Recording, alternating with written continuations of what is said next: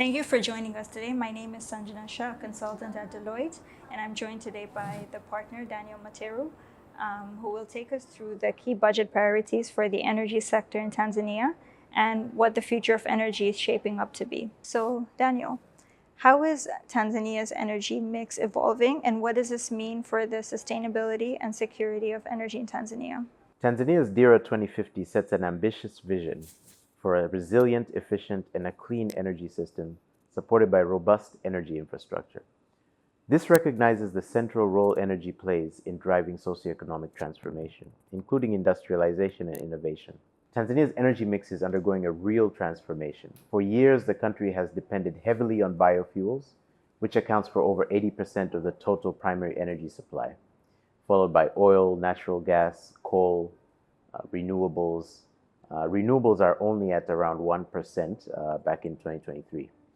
These figures reflect the country's reliance on traditional biomass and emphasize the need to diversify the energy mix by promoting renewable energy sources.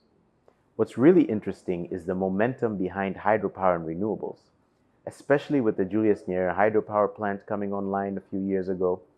According to the National Renewable Energy Strategy, Tanzania aims to increase renewable energy contribution in power generation mix and also enhance the uptake of renewable energy by quite a large proportion.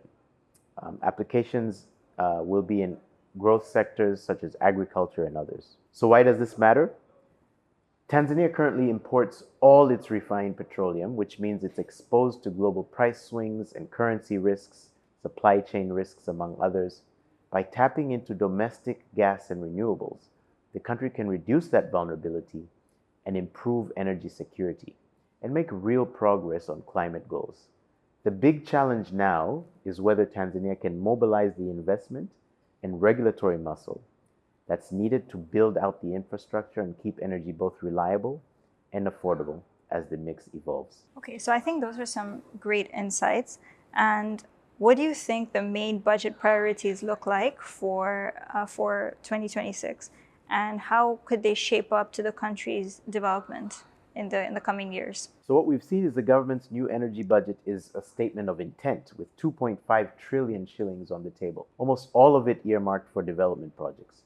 Tanzania is signaling that energy is at the heart of its growth strategy.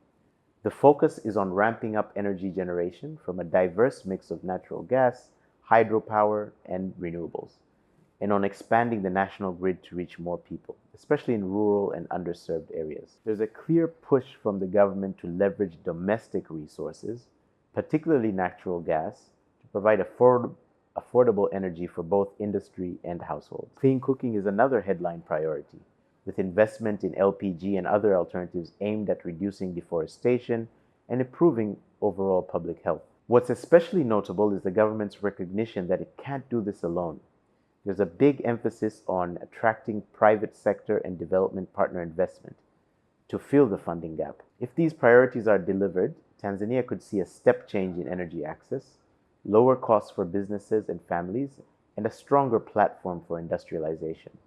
There's also a strategic play here. By harnessing its natural gas reserves, Tanzania could become a regional energy exporter, boosting its influence in East Africa and globally. So far, how much progress has Tanzania made when it comes to energy access and the infrastructure in place?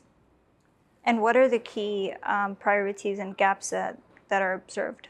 Tanzania has made impressive strides in getting more people connected to modern energy. Electrification, for example, has jumped from around 15% back in 2010 to 78.4% in 2025. With accessibility around 37%. The government is aiming for universal access by 2030, using a mix of grid expansion and off-grid solutions like mini-grids and solar. Organizations such as REA, TPDC, TANESCO, EWURA, and even private sector players have played a big role, not just in electrification, but also in making fuel and LPG more available in rural areas. As you're aware, the energy sector is converging. Infrastructure is improving too, with power generation capacity now just over 4 gigawatts and new cross-border transmission lines linking Tanzania to Kenya and Zambia. The number of fuel stations has also continued to grow beyond urban areas. But there are still hurdles. Electricity use per person remains low, grid losses are significant, and some petroleum and storage depots are underutilized because of cost inefficiencies. Many households also find the upfront cost of switching to LPG for cooking a real barrier. Bridging these gaps will require not just more investment, but also strategic subsidies and ongoing regulatory reforms, including things like financial incentives through tax breaks, innovative business models such as pay-as-you-go adoption, private sector and infrastructure development, and all this to grow private sector participation and partnerships.